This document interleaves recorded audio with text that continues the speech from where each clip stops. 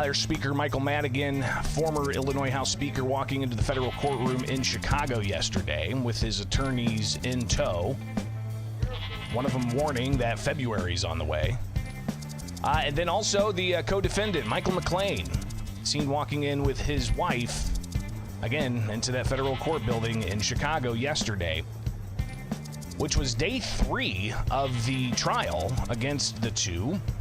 Of course, Mike Madigan, the longest-serving State House Speaker in, well, I think the nation's history, but obviously served in the State House for 50 years, and federal prosecutors alleging that he was orchestrating a nearly decade-long scheme to favor himself using his public office by getting do-nothing jobs for his associates in exchange for fostering and shepherding through the State House legislation that would favor the utility Commonwealth Edison. Well, somebody who's been in the courtroom all week, watching the arguments, hearing the witnesses testify, and hearing wiretaps is Jim Talamonti. He is a reporter for the Center Square out of Chicago. He joins us now. Jim, obviously this is a pretty historic case. Tell us what you've seen so far. Yeah, Greg, yesterday afternoon I think was the best segment of time the prosecution has had. It was just Prosecutor Amar Bachu played recording after recording after recording. It was just a barrage. And, you know, right before the trial started, or perhaps it already started, I talked with St. Xavier University professor David Parker, and he told us here at the Center Square that prosecutors have these recordings, and you can't cross-examine recordings. And boy, he was on the money, because we saw that yesterday. There just wasn't anything. You mentioned the defense attorney, Thomas Breen, who said February's coming, right? Well, and he's had some very good moments in the early parts of this trial, but he didn't have much to answer that. And then McClain's lead defense attorney, Patrick Cotter, tried to go after the FBI agent on the stand about how they approached Fidel Marquez to get to get his phone wiretapped. But it just, you're talking to an FBI agent who's been at it for over a decade, who's a former Marine, a pretty unshakable guy. And again, the recording said what the recording said. There wasn't anything that either defense team could do to counter what's on those recordings. And it was just a lot of it, as I think I told our group at the Center Square in our little chat yesterday, there were times when Madigan and McClain came across sounding like mob bosses. And in some of the, talking about lowering the boom on Lou Lang, who testified yesterday morning, former state rep, longtime Madigan ally. But when he faced a sexual harassment claim as the Me Too movement was coming alive, they had to get him out of there, right? And so even though he was one of their longtime closest guys, and Lang testified yesterday that Madigan had promised him he would become the next House Majority Leader, we're second line after the Speaker, and Lang expressed the hope that he would one day succeed Madigan as Speaker. Well, that all ended quickly, and a series of wiretap conversations were played, and less than 3 months later, Lang resigned to become a lobbyist. And we heard in one of the recordings, Lang asking McClain, as he knew what was coming, can he, meaning Madigan, help me procure business as a lobbyist? And McClain says yes. So this now, it was very dramatic and very emphatic. I guess the question for the jury, and some of these recordings were heard, many of them were heard in the ComEd 4 trial, in which McClain was one of 4 people convicted. But the question will be, does the jury buy the original arguments from the defense team that this isn't bribery, these are favors? If the defense can get the jury to buy that, then that's the angle, I think, because boy, these recordings were powerful yesterday in court. Well, and we, again, like you said, some of these recordings were aired during the ComEd 4 trial, so we already had access to them. Later on in the day yesterday, the federal prosecutors uploaded like 70 some odd different exhibits, a mix of transcripts and the actual wiretap recordings.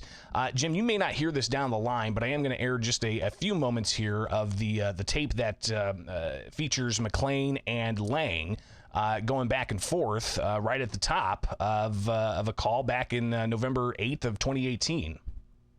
Hey, Lou, what have you decided about moving on to another career? Well, it's always been an option for me, but I've had my sights set on other things within my current career. Right. But I have this thought that you're about to tell me something I need to know. Well, we know the woman who's threatening that if you're in leadership, she's going to go public. We know that Rich Miller is claiming he's got emails from women and communication between you and women. And I just think it's in your best interest to leave while you're strong and not face all that if you're still a member. So, based on and all that. So this is no longer me talking. I'm an agent, somebody that cares deeply about you, who thinks that you really ought to move on. So again, that's Mike McClain talking to Lou Lang saying, hey, we've got this woman who says she's got some compromising stuff about you. It's best if you just step down, and says, this is not me talking. I'm just an agent for somebody who cares very much about you. Jim, when that aired in the court, are you able to see the jurors' faces? What kind of reaction have we seen in the courtroom? I'm able to see some of them, and they've been pretty stoic for the most part. Interesting that there were several times during some of these recordings that McClain looked very uncomfortable, even though he certainly heard them before, not just when he originally was talking, but during the ComEd 4 trial. Which, again, where he was found guilty. Right. He and three others were convicted, and so it was interesting because the day before we heard from ComEd executive Scott Vogt, and that set the stage for today. I was kind of wondering why they put Vogt in the middle of all these state reps, and well, that was why, to set up Lang today, getting into the recordings, and then in the afternoon with FBI agent McDonald. And like I say, Bacciu must have played, it was well over a dozen recordings, and it was interesting that McClain at times looked very uncomfortable and was shifting in his chair. Madigan's Madigan. He's pretty much as you know, stone-faced most of the time. But an interesting side note, Madigan throughout this trial seems very engaged. He's going through papers with his attorneys. He's reading things. I almost wonder after 3 years out of the State House if this is something that's kind of energizing him in an odd way.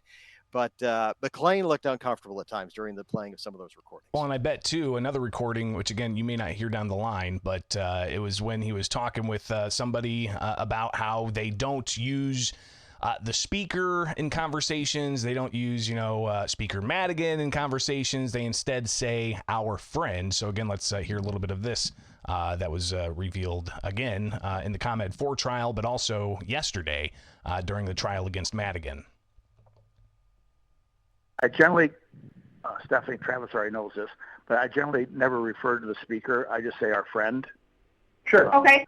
It's just more, it's easier because I'll never forget there was one time one of the ComEd people were at a coffee shop, and it was the speaker this and the speaker that and the speaker this and the speaker that, and right next to her at the table was Tiffany Madigan.